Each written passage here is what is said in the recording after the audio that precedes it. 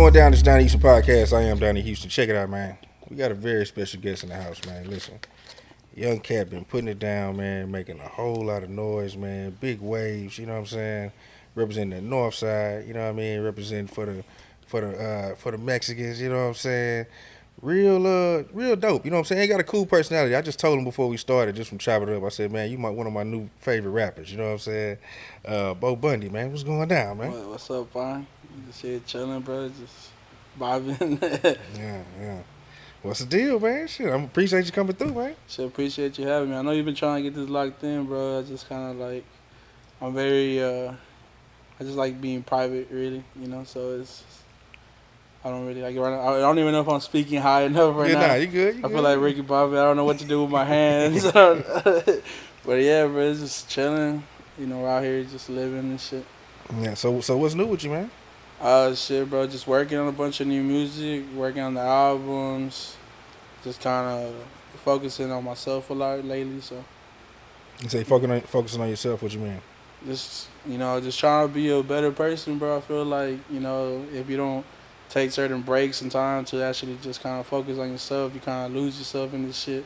So I've just been traveling, eating good, doing shit I like to do. Just trying to kind of stay in touch with myself, and take a break from everything. Yeah. Man, you've been able to do a lot. You know what I mean? And what it seems like a short period of time. Like, when would you say you first started, like, kind of getting out there, putting music out? Like I said, I told you before we started this shit. Like I was in high school, but it was kind of like maybe like 2016, like a year after I graduated. I ain't really had shit going for myself. I was really like, I didn't go to college. I didn't get into college. I was a dropout in high school. I was You just dropped out working. of high school. I eventually graduated, but I dropped out like 6 fucking times, bro. So, you know what to say, 7 times the charm. Yeah, bro, it was kind of like I didn't want to get my GED, but eventually I was working for the oil field, and the oil field went to shit in 2015, and I was just at home chilling, so I was like, man, fuck it, let me just go ahead and fucking get this fucking high school diploma. And I went back, and I got like the least, like I barely fucking did it.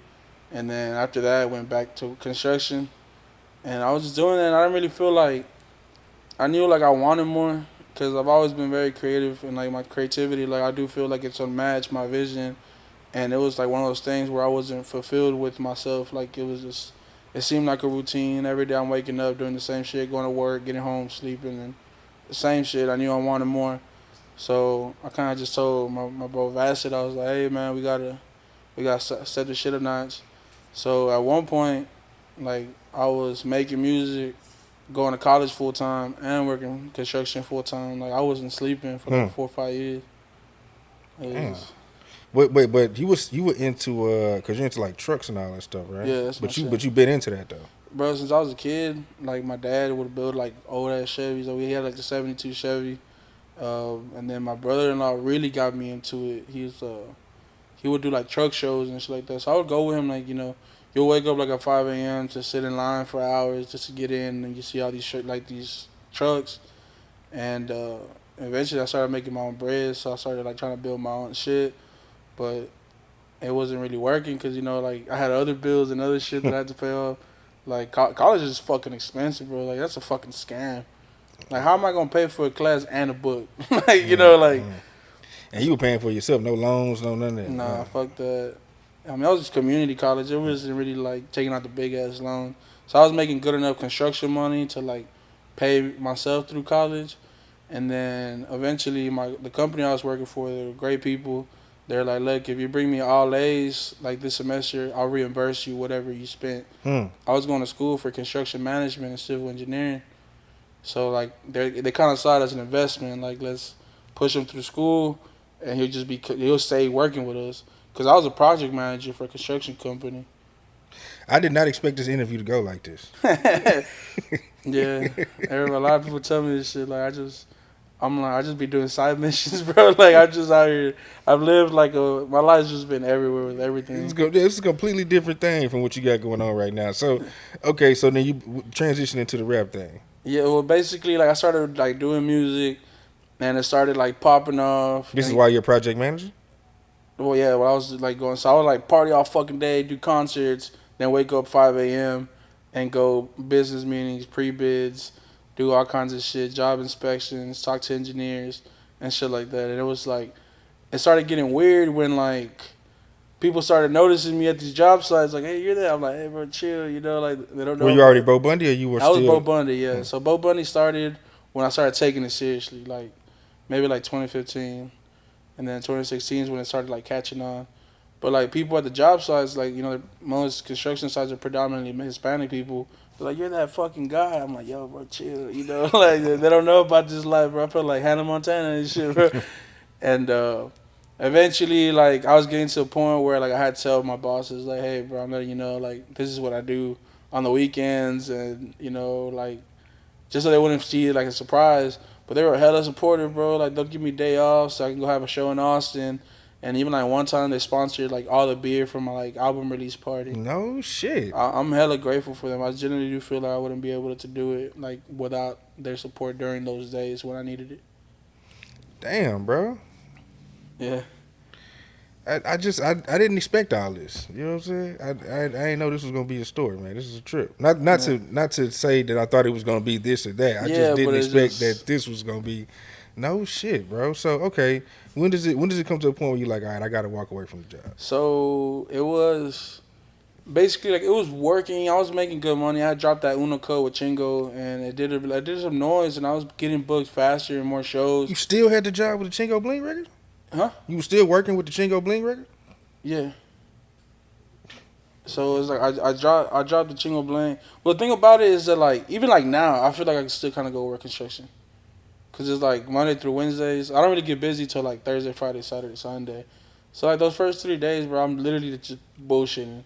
I'm sleeping all day. I'm playing PS5 and shit. And so sometimes I'm just like, man, I could be making extra money with this shit. Like, so that's what I was But how on. did you link up with Chingo Bling? Like, how you starting to meet? Like, just He had Chingo de Mayo Fest in Houston, and I pulled up, and then because my friend Speak, I don't know if he speaks. He's a rapper from LA. He be going hard as fuck. Like he a real rapper type shit. And he actually rode that Gucci Gucci for Krayshawn. oh no shit. Yeah. So yeah, he was like, yo, bro, I'm in your city. Like, pull up. Let me bring you out for a song or something. I'm like, yeah, bro, for sure. So I pull up, and at first Chingo was kind of like, he's weird about it. He's like, hey, who are you? I'm like, hey, bro, I'm on stage with this guy, you know. I mean, it's normal, you know. So I go on stage, I rock the fuck out this fucking like the wherever it was at, like I think like Eighth Wonder Brewery. Yeah, for sure. And after that, Chingo comes up to me. He's like, yo, bro, we gotta work. Da da da. He gives me his number, and we drop a song for my album at the time, and it was alright. It was more like just for the culture type shit. And then I remember I was on a cruise, and they were playing the fuck out that Uno does and the Tato, and I was like, fuck, I hate this fucking song. And my buddy was like, bro, why don't you like just freestyle over it?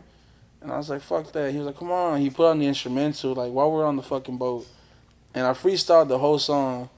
And he recorded it. He's like, yeah, that shit was fire, bro. You should, as soon as we get off the boat, go record that shit.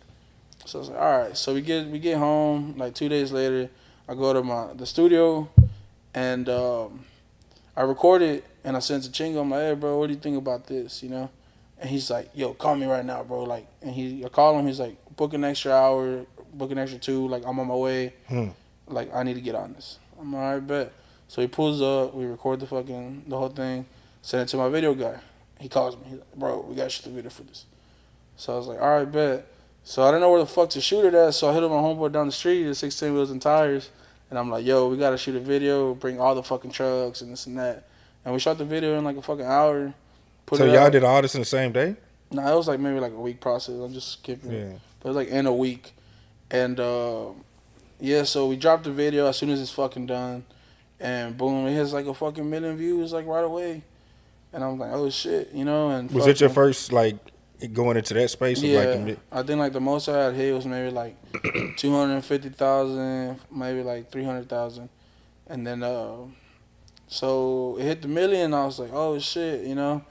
But I was still kind of like, I was weirded out that my first million was a song that's not my song. Like no matter how hard you go, that would never be your song. So fucking. it kind of just went on for a few months, and it was like I was just getting booked for that fucking song, and I was just like, yo, like I rap way harder than this shit, bro. Yeah, Like you this, don't want to be the one song guy. yeah, I Huh? don't want to be the one song guy. So I remember like I was at work, and some shit had happened with like some family members that they didn't invite us to a fucking party, and I was all mad because they always kind of like excluded us from shit. So I was just like, man, fuck it, I'm gonna diss them in a song. And I started writing like he perdido amigos, he perdido familiares, y si nunca me apoyaron, pues que chinguen a su madre. And that's like, I've lost friends and I've lost family. If you never supported me, like, go fuck yourself. I don't give Hmm. a fuck. Hmm. But it kind of just kept going. Like, I kept writing and writing to it. I was driving. Like, I was recording the audio so I don't forget the melody. So I called the producer. I was like, yo, Vash, shit, I want you to make me a Cartel de Santa type beat like this. And then he got the beat. I wrote the whole song. And I called Barf. I'm like, yo, bro, I know you hate when people do this. I'm like, but can I spit something for you? And he was like, yeah, fucking go ahead. And he was like, yeah, bro, that's it. That's the one. So I went in the studio, fucking one take Jake, bro. I recorded it with one take. Hmm. And then I got home that day. I told my mom, I'm like, hey, I'm about to drop a song that you're going to fucking hate. But this song's going to change our lives. Like, I really do feel like I knew it was going to be the fucking song. And Barf was like, yo, let's shoot the video on Tuesday. And I'm like, yo, I don't really got bread like that. I just paid all my bills, you know. And he was like, man, don't even worry about it, bro. Like, we'll cause that shit when we get there. Da da da. But I was like, yeah, but then I don't know where I'm gonna have the video, what to do. And like an hour later, this dude calls me. He's like, yo, bro, I want you to host a truck meet at my taco stand. It's like a whole ass property. And I'm like, he's like, how much? I'm like, man, bro, I don't really know. Just kind of give me whatever you want. So I was like, man, fuck, if he gives me like $500, I'll just pay the rest of the video. Like, that's how I was like, if I'm not gonna go broke for this shit, then I don't really want it. So I called Barf, we set it all up, and I told Barf, I'm like, yo, make the cheapest video possible, bro. Bring Hmm. one camera, two lights, that's it, bro. Like, leave the drone home, bro. Like, I don't want to do all that extra shit costs extra money. So I was like, nah, I'm like, simple ass video, and I post on Instagram like, truck me, da da da. And like before this, it was hard for me to get trucks. Like I feel like I didn't have that control where I can be like, yo, I need 7 trucks, and I might get like 3, and I have to work with what I got. I feel like after Uno Cut and all this shit, like I was good enough to like where I picked and chose like what trucks I Hmm. wanted in the video. Like I'm talking about, I shut the street down, and we shot the video, we put it out. Again, like a month in, we hit 1 million views. Hmm. And then the second month, I was like at 2.5 million, and it was like on an original track now. So it's just like it's just coming in, and then the label start calling, and Hmm. then I'm like, yo, I kind of don't want to sign this and that, and I'm like, I had in my mind like what label I wanted to sign to, and it wasn't like any of the ones that were reaching out. And then I had a serious talk with my bosses that was working in a construction company. I was like, hey man, like, you know, I really like it here. You know, I've been working here 5 years, but I feel like things are about to start getting weird. I'm getting booked more and this and that. Like, I don't want to also leave y'all hanging where, like, if y'all need me, but I got to be over here. Like, I feel like it's only right for me to choose my music first because I never know when I'm going to have this, you know, this window opportunity. And they're basically telling me, like, yo, do that. You always have a job whenever, you know, you Hmm. want to come back. So that gave me the safety net enough to kind of just, like, fucking risk it. And then the label I wanted to started reaching out. That's the label I'm signed to right now. And we kind of went back and forth with contracts. And eventually, like, I just left to LA. And I thought it was going to be, like, way harder. I thought it was going to be like, man, I'm going to move to LA and, you know, I'm going to see this and that. I'm going to be out there homeless type shit. I had rented, like, Airbnb out for, I think, like 2 months. And I'm going to go live out there. And I'm not going to be making no money. And, like, hopefully, like, this puts a fire under me. Do the starving artist thing, Man, yeah. I was fucking signed within like 2 weeks of being out there. I was just like, man, I thought this shit was gonna be like harder. And then so I ended up signing. I flew back home, and as soon as that fucking same night, bro, I broke my fucking leg and ankle, and I was out for like 6 months. And Dog, what the fuck? So you can't? Are you trying to still do shows and shit or what? man, so it was just like, what was the question again? I'm sorry. Were you still like trying to do shows when you All had right, the so label? yeah, I did. So basically like I fucked up, bro. I wasted all the money I had. I was like, yeah, I'm a signed artist now. Fuck yeah, like this money's been coming like nothing, this and that. Spent all my money, fucking watches, fucking trucks, Rapping shit. all the cool shit, bro. Like and then broke my fucking leg, and I was like, all right. And then I'm like, I don't have insurance anymore. So I went to the hospital. I ended up paying like 36,000 for my fucking surgery, and then I'm out. So now I'm just like, fuck, I'm broke again, and this and that. And like the first month of having my leg broken, bro, was like the worst depression I've ever gone through. Cause I'm the type I run away from my problems. I don't give a fuck if I'm sad. I go party somewhere, and I forget that shit. I don't give a fuck. And I couldn't go nowhere. I was just literally there. I'm depending on everybody for anything. Like literally, I can't even go to the restroom by my fucking self. And I'm in a wheelchair. I take a lot of pride in who I am and how I carry myself.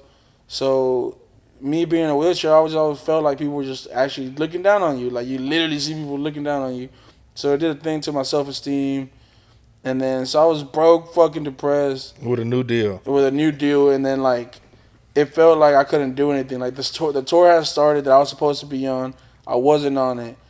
And then it was just like, fuck. So I was like, man, fuck it. I'm going to do a meet and greet in Houston. And, I'll sell merch, and hopefully that'll keep me going for a few months. So I hit up the label. I'm like, y'all want to do a meet and greet? There's these other kids from Dallas. They're signed to the same label as me. They're called Porte Diferente. Great kids. And I was like, have them come down. We'll do like a meet and greet together. They're like, well, we don't know if it's going to work. It's peak COVID times. We're like, man, nobody cares about this shit in Texas, bro. Like, we do it. We have 4,000 people show up. Like, in a small fucking, it's a car lot.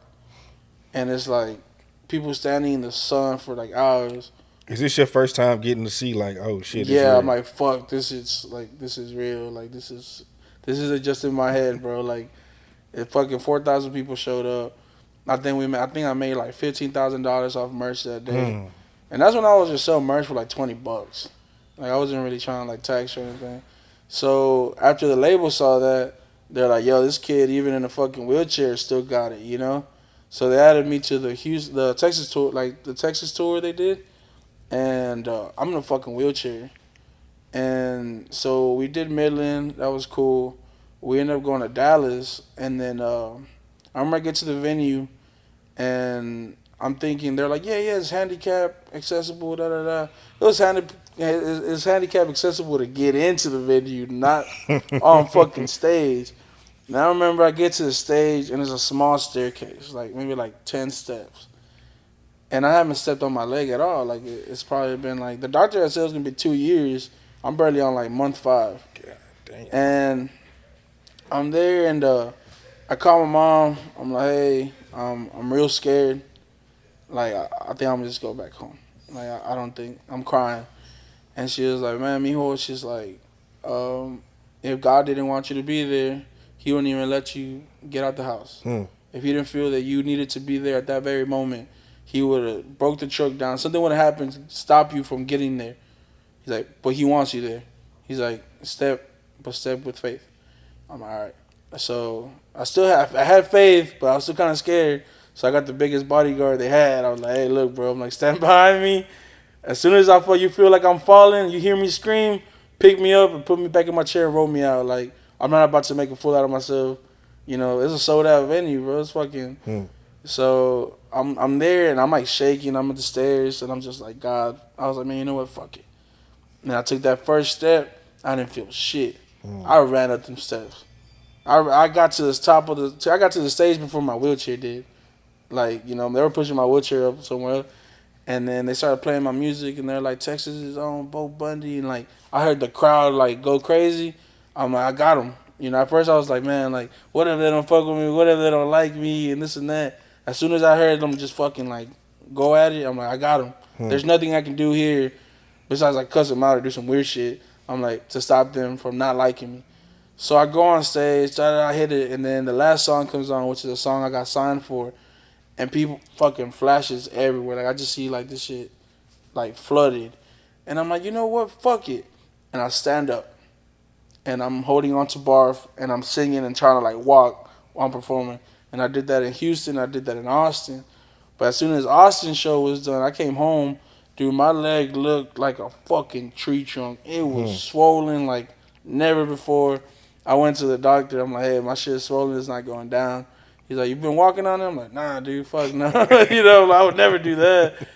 And yeah, that was the time I fucking performed with a broken leg. Damn, bro. So talk about, man, because we were talking off air too. I was telling you, well, you were telling me about, doing the steel tipping thing. That was the first time how you did the English Spanish thing, and just me listening, like being into music. I thought that shit was cool. You know what I'm saying? That you do that, but talk about, you grew up in a house that you weren't allowed to speak English for so long. Yeah, so basically, like I said, my mom doesn't know English. I was in ESL, so we couldn't really like actually like I said, my dad found it rude to like speak another language in front of somebody who doesn't speak that language. So it was always like habla español.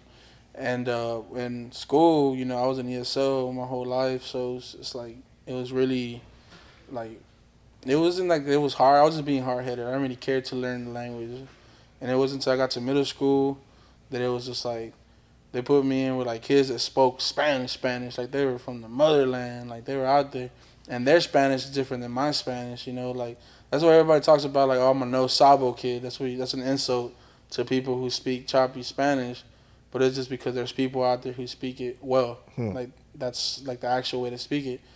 And I got to middle school, and I remember I used to get bullied for it for not knowing Spanish, and so I kind of just made it like my fucking like, yo, I gotta learn this shit. I gotta pick it up.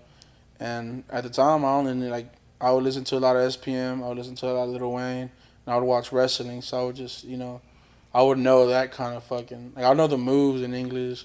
I'll say like John Cena, with my little accent and shit.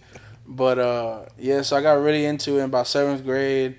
I made it to the normal classes. Well, not normal classes; they're both normal. But like the Not the ESL. yeah, not the ESL. So I made it there, and then I kept going at it. And in eighth grade, I was already in like pre AP. Hmm. Then ninth grade, I was already AP. Like I learned it. Like I made it my mission to like speak it well, speak it fluently, and yeah, I mean, so but I felt like at one point I was just like, I feel like this is an advantage I have over a lot of Houston rappers, the fact that I can speak a whole nother language.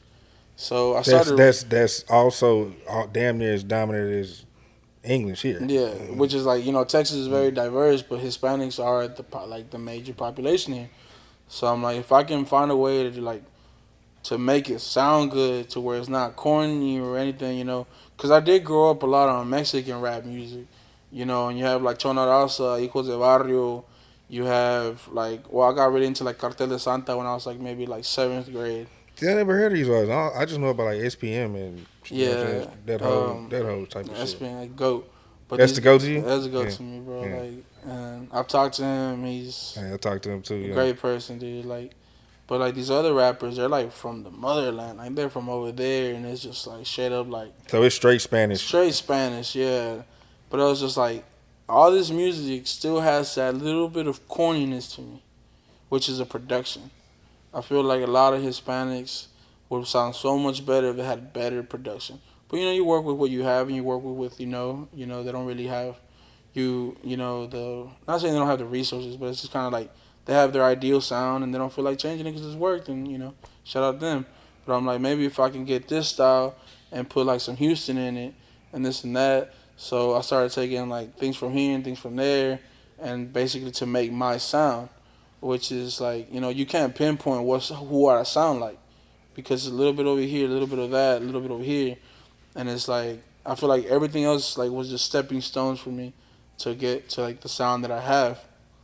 And then we started sampling cumbias, so now that I know Spanish, I have a whole genre of music to like sample, because everybody here, they have their music, but you can only sample what you know. Mm-hmm. So Mm-hmm. me kind of like just knowing and understanding different cultures, I can sample from over here, I can sample from over there, So it was like, to me it was an advantage that I had. A lot of people saw like it's a disadvantage a lot because I feel like we do have doors closed in our face because being a Hispanic rapper, it's not like the image a lot of people have when you think of rap music.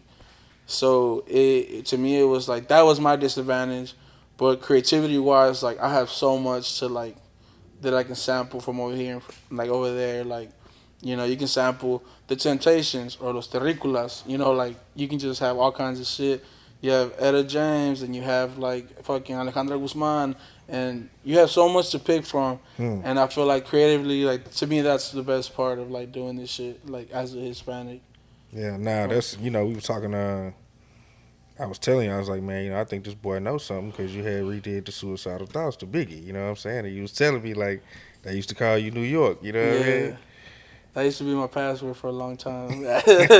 So you find my old phones, but yeah, anything like Rakim, fucking Big L, Mos Def, Tricord Quest, like all that shit. MF Doom, like I was like obsessed with that. Like it was to me, it was everything. How did you even get introduced to that though? So basically, I was let's see, I'm thinking. Cause in like middle school, I was heavy into like Lil Wayne and SPM. Like that was all I would actually listen to. I listened to a lot of rock music. I feel like that's what a lot of people didn't know about me. I listened to a lot of rock music because even if I couldn't understand it, like anybody respects a badass guitar riff. Like it was cool. But like as far as hip hop, and then in ninth grade, I was like, yo, I'm gonna like I want to be like, you go into high school and you think it's gonna be like the fucking movies, Right. and you want to be a certain type of person. So I was like, man, I want to be into music. I've always liked music. So it was when Kanye did that shit to Taylor Swift, where he interrupted her, and I was just like, yo, this guy's fucking awesome. This guy does not give a fuck. I'm like, this is a shit. This is like what I need to be on. So I got really into Kanye, and then I remember like I talked to a girl about Kanye, and she's like, "Oh, have you heard of Kid Cudi?" And Hmm. at the time, I had just heard like Day and Night, but I didn't want to be that guy. Like, oh, I heard Day and Night, so I'm like, yeah, yeah, I love Kid Cudi. And that day, I got home straight YouTube everything, and then Kid Cudi happened, and eventually, like, it was like I found like some like Jay Z, and then Jay Z Biggie, and then when I found Biggie, to me it was just like, yo, there's another big guy. He's fucking bitches. He's getting money. He's rapping his ass off. He's dressed fly as fuck. I'm like, I want that for myself. Like Well, so this just came really from you just going down like YouTube rabbit YouTube, holes and shit. fucking yeah. It was just like I discovered new shit. Back then, Pandora was like the app. No one really had Apple or Spotify. It was Pandora, and Pandora shelf was all your shit. So, I got into Biggie, and out of nowhere, I started hearing fucking this other shit. I started hearing Nas, and then I'm like, fuck it. I went on YouTube and I listened to Illmatic, and Hmm. then I found the song where he has where he spits in reverse, and then I found this, I found that, and eventually, fucking Big L's freestyle with Jay Z, and then I heard him say like, "Ass Beavis like get nothing but head," and I'm like, yo, that's fucking crazy. Like it's just the way they play with words, and I got really into like the lyric side of this shit. So I started getting really big into like Pusha T, Hmm. like the way he was just like writing. And then I got into like Joey Badass, Isaiah Rashad, all that like the new shit that's being put out. And I was just in love with it, like the double entendres, the metaphors, the similes. And then I eventually just got like big on Drake, like cause I like Drake when he was with Wayne, but then he dropped Take Care, and I'm like, yo, this shit's hard, and I became like the biggest like Kanye stan after that. But it was like it wasn't until like I feel like I appreciate every music for what it is. That like I also picked and choose of what I like more about music, but it got to the point where it's just like the best thing I liked about music was the nostalgia that it came with it. Hmm. The fact that you can listen to a song and it puts you in a certain place in your life or in a certain like where you were, and it was just like the way a song makes you feel. So it started becoming more about the what you can make somebody feel more than like as far as lyric wise. Like that's very impressive. I respect to anybody who can rap their ass off and do all that stuff. But to me, I want to put you in a certain place in your life. Like sometimes like some of these songs don't even make sense, but it's just the thing that you felt at that moment. The way you can make somebody feel in a song, you feel good, you feel fly, like just saying fly shit. and it was just like I feel like a lot of that music was coming from the South. You know, it was more like on some bragging shit. Some, you know, I got this, I got that, da da da. My whip, you know, candy coated, this and that. So it's just like you give somebody like, I guess like a goal, you know, because you want to be that, you want to relate to this song. You know, it makes you like J Dog's riding on foes. That shit it's an accomplishment song. The whole song, he's just talking about how good he feels about doing what he's doing and handling his business. And you know, fucking Friday day, you know, Friday comes along, you just got paid, everybody good. You know, you put out the whip on Sunday, you feel good. Like that's your go-to song. And I wanted to make that for people. I wanted to Hmm. make music that that's your go-to when you're feeling good. Hmm. Man, talk about working with Riff Raff, man. How Uh, dope is Riff Raff, dog? Coolest person I know, bro. He's hard to text. Cause he just be rap. He texts like he rap. I'm like, what's up? How you doing? He's like, I'm doing. You know, I'm out here Ruby Tuesday, but it's a Wednesday, and I'm like, bro, just say you're good, bro. Like, and he'll just be like, yeah, you know, out here chilling and like, you know, you just make up some shit, bro. It's just cool as fuck. To me, that was everything. Cause like when I got into Riff Raff, was probably like 11th grade, 10th grade, and that's when like he was just like he was a shit, bro. Like Hmm. it was like during that like Riff Raff Lil B era, bro. Everybody was out here just cooking and shit, and like to me that was fly. How he was just making up shit. Riff Raff got a freestyle on Sway. Oh man, That's legendary. shit, that's my shit. He's like pancakes and hugs. Yeah. You want to see me out here selling drugs? It's like He was he's going like, crazy. And Sway and them looking like they laughing. I'm like, nah, y'all nah, don't that was understand. straight off the Riff dome. Raff going crazy, That's dog. legendary. Riff Raff He's was like, going I crazy. might pop trunk on your sister. I fried gristles and eggs and toast. Goddamn missile. Yeah, He that was motherfucker. He bought the most. He bought coast to coast. He yeah, bought sea to sea. Yeah, I know that bitch yeah, by memory, bro. yeah. Nah, Classic, yeah, classic Riff Raff freestyle. he's a goat, bro. Like to me, like the way he's himself 100%, and I feel like that's probably like what I recommend to any artist is like don't get lost in this shit. I feel like everybody's trying to chase what's going on now. You know, it might take you longer if you're yourself, but you don't really ever like. No one can ever check you on that shit. Riff Raff did exactly what he wanted. He did everything he wanted. It worked out for him, and it's like to me that's fucking legendary. I feel like that's what he should be known for is the fact that he did it his way type shit. You know. Yeah, But yeah. it was great working with him. You know, we had 2 tracks. I know I took one down, but we had the other one still fucking. You know, when he said my name on the track, bro, it's probably like top 10 accomplishments for me. He said Burberry Bo Bundy. That's to me. I was like, that's cool. Yeah, yeah, man. Talk about I can imagine what it's about, but me Barrio. You know what I'm saying? So that one, it was more like, well, it started off as a diss to my family members, but it just became like, it became a thing, like an anthem as far as just like, you know, it starts off like I'm cruising through my hood, smoking a blunt, and you know the bass is fucking jumping in the truck, you know, and if I die, like make sure you fucking bury me with my AK, cause that's the only person I trusted in this life. It's just more like, you know, partying song. I say like, you know, I'm out here going down to McAllen, got them packs on me. You know, we gonna party all night. Give me some cocaine so I stay up. And I'm drinking Bocana, but only the 18 one because it's like one of the expensive ones. And it's like the hook is like, you know, it's like I don't need anyone. Like I've never asked y'all for shit. Like it's kind of like just some talking shit, like in your own accomplishments type shit. Mm-hmm. Yeah, I mean, I fuck with it, but I be listening like, damn, I wish I could have paid a It's little just bit a more vibe, attention in bro. Spanish, man. You know what I'm saying? That shit, It's really like I said, it's just a vibe it gives you yeah. off, bro. It's just like, you know, smoking blunts in your truck, got bitches with you, and you know, in the day I die, like bury me with a band. You Hmm. know, like I want to hear the band playing, Hmm. and it's just, it's really ain't much to it, bro. Like I can't go too deep into it. I do have music where I do go deeper in, but that one's just like, it's just a nice flow. It's just good That's vibes how you type was feeling shit. at the time, type shit. Yeah, so it's like a song you cruise to when you're with the homies, you know, like it ain't like I'm gonna be in my feelings in my room and my headphones blasting and shit. Something you hear at the barbershop. But then you get into like a singing type of thing too. You know what I'm saying? Like A mi barrio?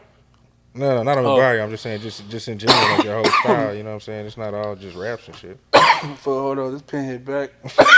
Let me fucking drink some life water in case they want to sponsor somebody. You know, Hmm. I always I always wish I could sing. Like to me, that was like that's the shit, bro. Like singing is crazy as fuck. I'm really into like country music. I'm really into like rock music. Hold up, still feel that bitch right here. I just don't want to do one of them ugly calls, you know, cameras on me. But yeah, like I try to be versatile, man. I try to like, cause I can generally write any music, any genre you throw at me. Give me like a week or two to study it, and I will write you like a hit. Hmm. And it may not sound the best with me on it, but I'll sell that bitch to somebody, you know. But it's just like I just understand music.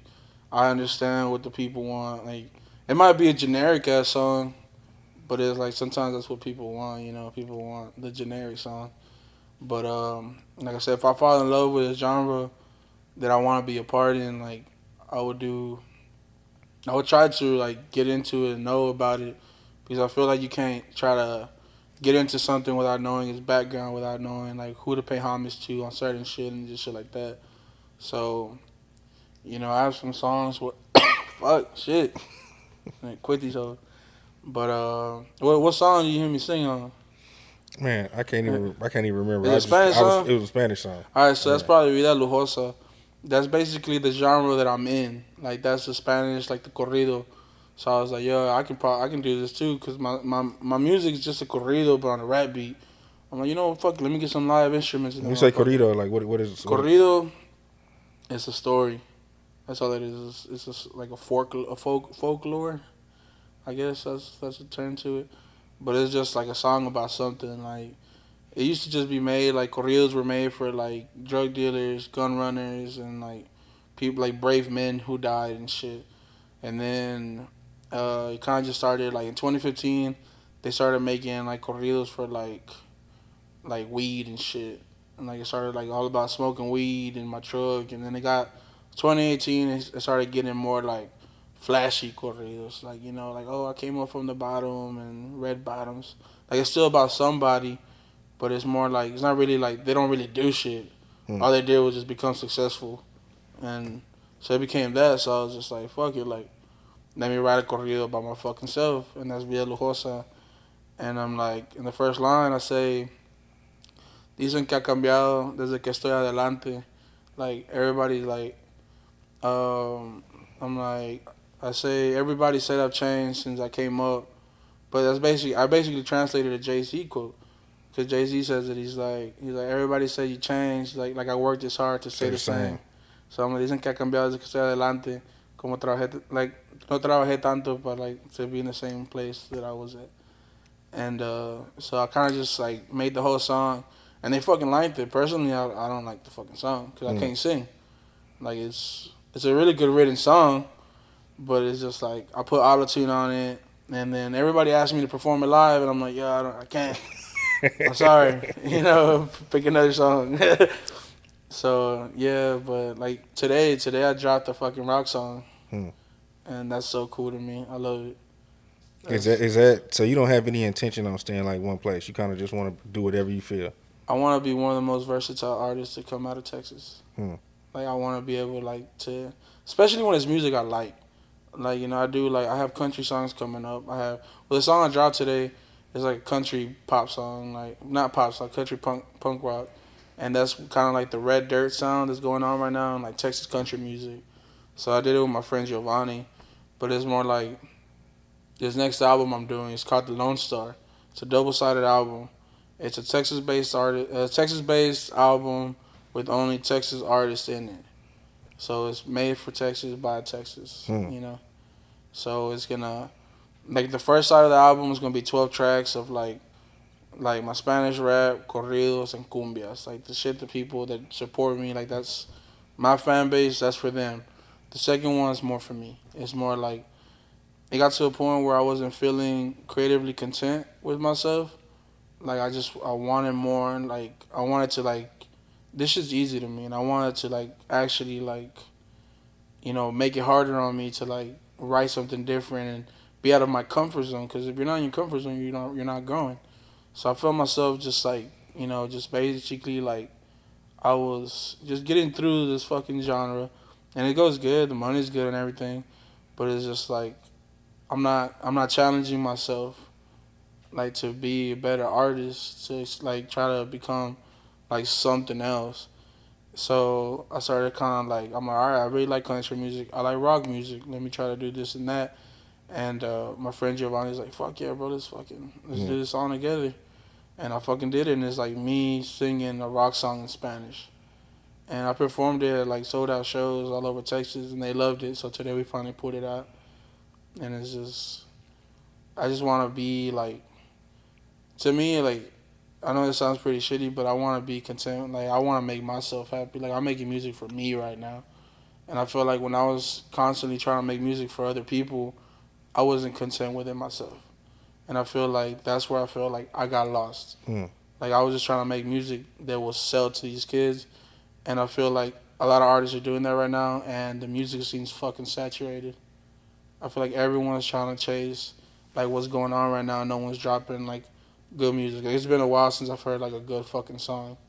Like that's just like, yo, this is different. This is like this can be the next fucking thing. Everybody's so worried about like just putting shit out right now. No one's thinking ahead. And that's why I get a lot of shit about me not dropping music consistently. I haven't dropped since April. Damn. Yeah, everybody's like, yo, this is like, bro, I get so many fucking DMs, and everybody's like, drop music, drop music. And it's because other artists are in the same genre and are just consistently dropping. And that's cool. You can do that. You're working hard, you're putting it out. But I already did the sound that I wanted. You have one 15-track album to listen to until I basically come up with this next shit that I want. Hmm. And I want it to be different. I want it to be new, refreshing, because I don't want you to get bored of me. Everybody's so like, oh, drop new music, and then people dropping like, oh, you sound the same. You sound the same in every fucking song. So it's like people have that issue, that you sound the same in every song, and that's what I started. Like people were telling me that, and I started like hearing it, like, yo, this is very the same. Like I sound the same in every fucking song. I need to switch it up. I need something new, and that's what I'm challenging myself to do now. Like, Hmm. so I mean, hopefully it works, and if it fucking doesn't, I know I tried, and to me that's enough. You What's know, the what's like the ultimate goal for you with this whole thing? with what? With like this whole thing, like This whole thing, man. I feel like to me, like it's not just music.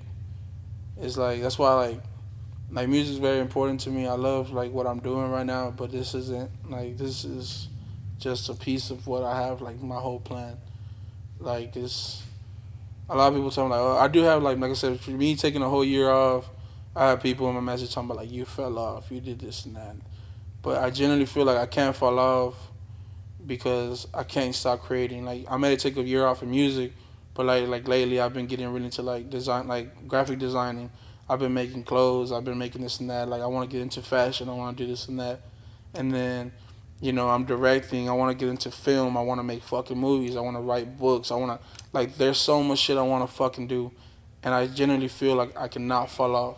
Like even if I fucking wanted to, like my mind's always racing. I always have a new idea. I see shit differently. My perspective's different than anybody else. I have so much hustles and different shit, like that is just like God bless me with this fucking brain, and I'm gonna put it to fucking work. Hmm.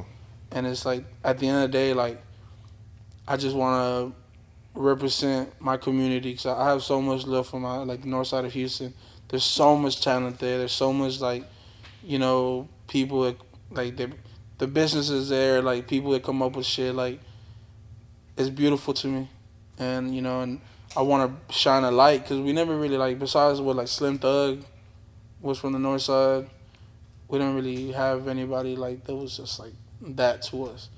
Southside have everybody. All the fucking like Houston legends, they're predominantly from the Well, I mean, Southside. y'all got Slim, you got Paul, you got Chameleon there, you got who else from North I Side? did not know Chameleon was from the north side. Yeah, Chameleon and Paul Isn't it Wall. Paul Wall? Like, Paul Wall's from like the Heights, no? Nah, Paul Wall from the North Side. Oh Paul Wall and shit. Chameleon from the same area. fucking T Ferris, who's a legendary A&R. You know what I'm saying? Well, I told you I wasn't really plugged in with like the English music scene, but even in Spanish, like y'all had SPM. Yeah, like so it's like I'm not saying I want to because I know the comments about it be like, oh, he's nowhere near SPM, and I'm not saying that.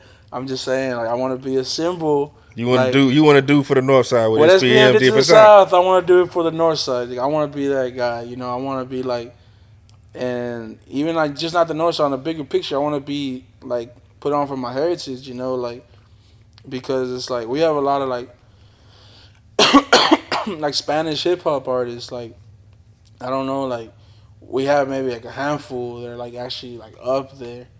But I would like to be there, and then but I want to show like what Texas is too. Like now it's just like not just my Mexican. I want to show off like what Texas has to offer. So I feel like Texas is its own thing. Like they don't understand some of the shit I say in Cali because I keep it so Texas, and I refuse to change it. Like to me, it's more like let me show you my Texas Mm-hmm. more than trying to change my style to please people from anywhere else. So I refuse to change, and that's why I'm making my album The Lone Star. Hmm. It's basically like it's gonna be a potluck of everything that Texas has to offer, and so as far as just like what I'm chasing is like more like I just want to be content with myself, like just happy, bro. Like it ain't like I had the money, I did everything I wanted to do. I realized it wasn't really like it's comfortable. I love it, being able to like have time to think and do shit you want. Like that's the best part of it. But it ain't like, oh, I'm just here like to make money and this and that. Like, no, I wanna create. I wanna make something that inspires people. I wanna be someone's stepping stone. Like even with the whole thing I did today, I got a lot of backlash about it. Everybody, oh, you Mexican, you dropping this and that. Like, bro, I remember there's so many other Hispanics at school that listen to this kind of music, but they wouldn't really tell their parents because it's not the traditional thing. But it's good music, and it's like if there's another kid out there that was like, man, I always wanted to make like some pop punk in Spanish. Hmm.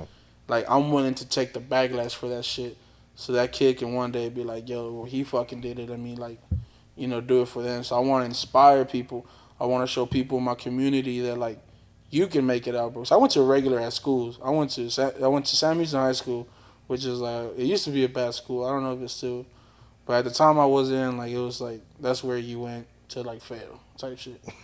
And so I came out of there, and I mean, I'm not I'm not saying I'm like stupid fucking successful, but I made something out of myself coming out of that school, you know.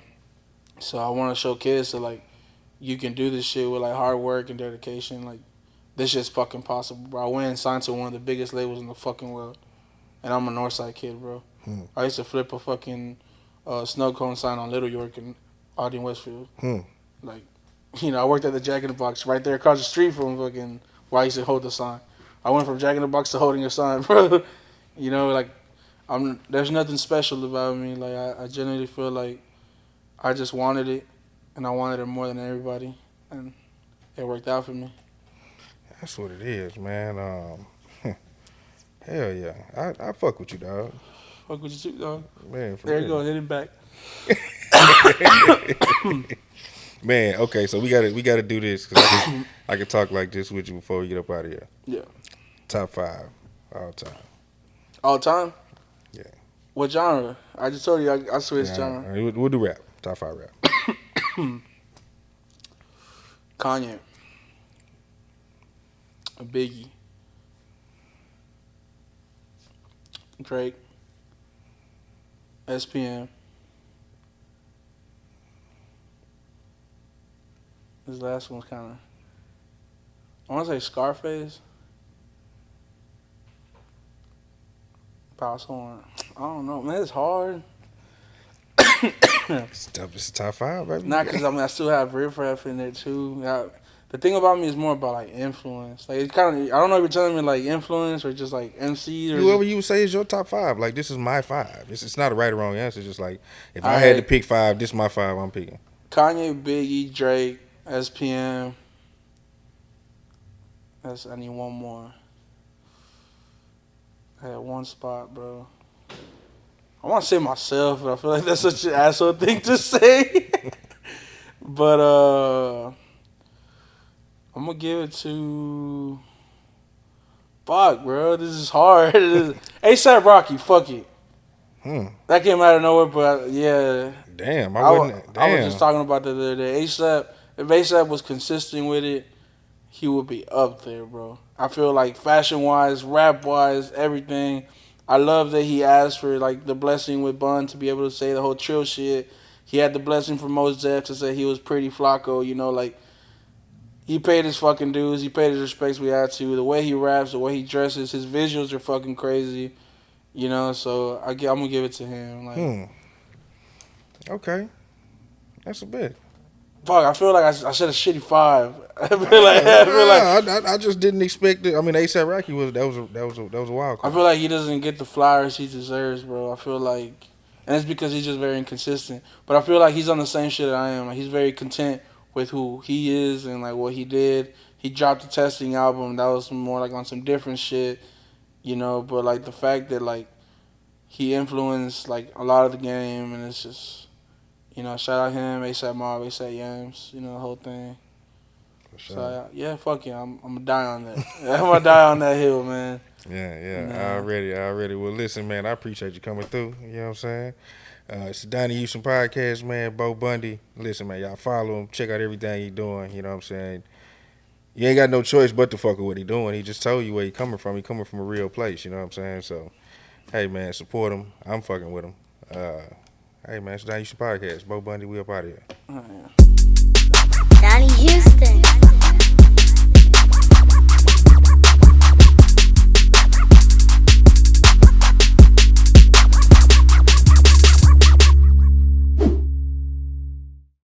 Subscribe to the Donnie Houston podcast, man.